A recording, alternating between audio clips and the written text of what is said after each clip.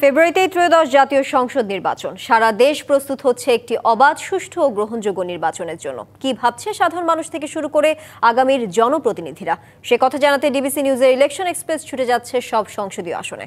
আজ আছে সারাদিন সংসদীয় আসন ২৮ কুড়িগ্রাম ৪-এ। স্বাগত সিএসআরএম ডিবিসি ইলেকশন এক্সপ্রেস। আজ সারাদিন ছিল সংসদীয় আসন ২৮ কুড়িগ্রাম ৪। এই মুহূর্তে আমাদের সঙ্গে উপস্থিত রয়েছেন উপজেলা বিএনপির আহ্বায়ক বীর মুক্তিযোদ্ধা আব্দুল বারী সরকার। তিনি মহান মুক্তিযুদ্ধে অবদান রেখেছেন।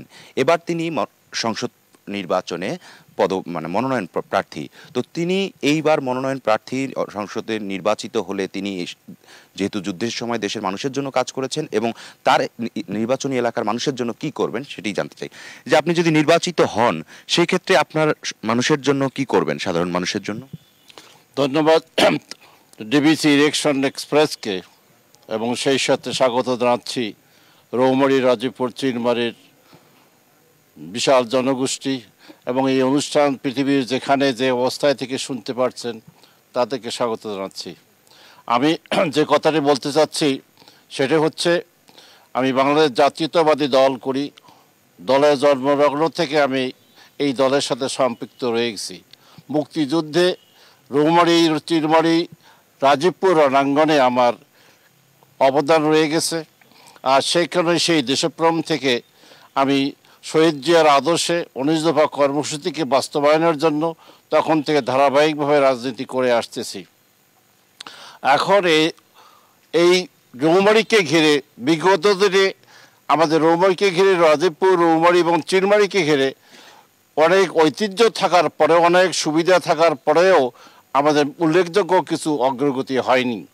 যেমন চিলমারী নদীবন্দর, উত্তর অঞ্চলের উত্তর জনপদের জন্য চিলমারী নদীবন্দর একটি ঐতিহাসিক ভূমিকা পালন করে আসছে।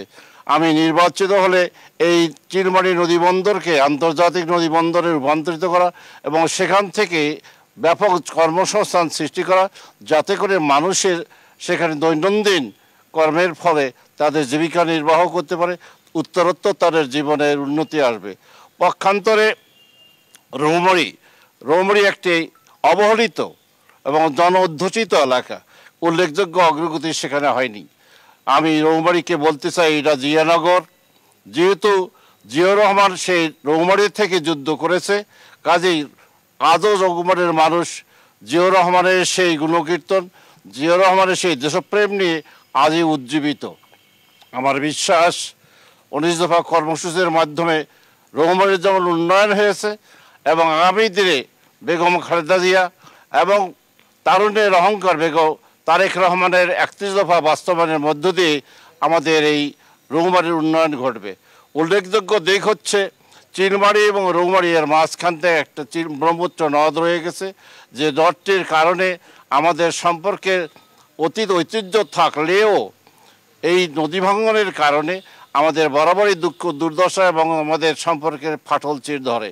কাজেই আমি নির্বাচিত নদী শাসনের মাধ্যমে আমাদের পূর্ব পশ্চিমের সেই নদী প্রস্থের সেই দূরত্বকে কমিয়ে নিয়ে আসে, সেই যমুনা ব্রিজের আদলে আরেকটি ব্রিজ এখানে স্থাপন করে ঢাকার সঙ্গে এবং উত্তর জনপদের বিভিন্ন এলাকার সঙ্গে একটা যুগান্তকারী যোগাযোগ ব্যবস্থা সৃষ্টি হবে। শুধু তাই নয়, ঢাকার সঙ্গে আমাদের রৌমারী রেলপথ নেই, সেই রেলপথ হবে। বিশেষত রৌমারীতে উচ্চ শিক্ষা প্রতিষ্ঠান নেই।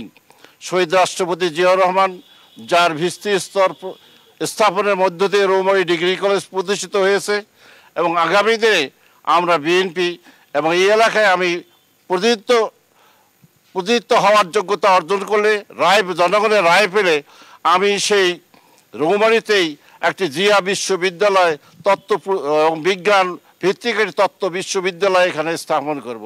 পাশাপাশি মানুষের স্বাস্থ্য সেবার কথা উল্লেখ করতে হয়, কারণ এলাকার মানুষ যদি অসুস্থ হয়ে যায়, সেই ঢাকা শহর এবং সেই এপারের চিলমারির মানুষকে রংপুর পর্যন্ত যেতে হয়।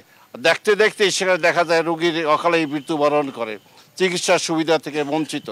কাজেই আধুনিক একটি হাসপাতাল রৌমারীতে স্থাপনের মধ্য দিয়ে আমরা সে এলাকার মানুষের যেমনিভাবে শিক্ষা অমনিভাবে স্বাস্থ্যের অবস্থার পরিবর্তন আমরা ঘটাতে পারি। পাশাপাশি যোগাযোগ ব্যবস্থার দিক থেকে শহীদ রাষ্ট্রপতি জিয়াউর রহমান 1981 সনের মার্চের 17 তারিখে রৌমারীতে এসেছিলেন। তিনি বলে গেছিলেন যে আমি আবার আসবো রৌমারীতে, উত্তর দক্ষিণ পূর্ব পশ্চিমের যোগাযোগ ব্যবস্থা উন্নত করা হবে। ধন্যবাদ আপনাকে। শুনছিলেন যে এখানে যে বিএনপির উপজেলা বিএনপির আহ্বায়ক রয়েছেন, তিনি নির্বাচিত হলে যে অসমাপ্ত কাজগুলো রয়েছে সেগুলো করবেন। ডিবিসি CSRM ইলেকশন এক্সপ্রেস এই ছিল আজকের মতো। আগামীকাল সংসদীয় আসন 29 গাইবান্ধা একই থাকবো আমরা। ততক্ষণ পর্যন্ত আমাদের সঙ্গেই থাকুন।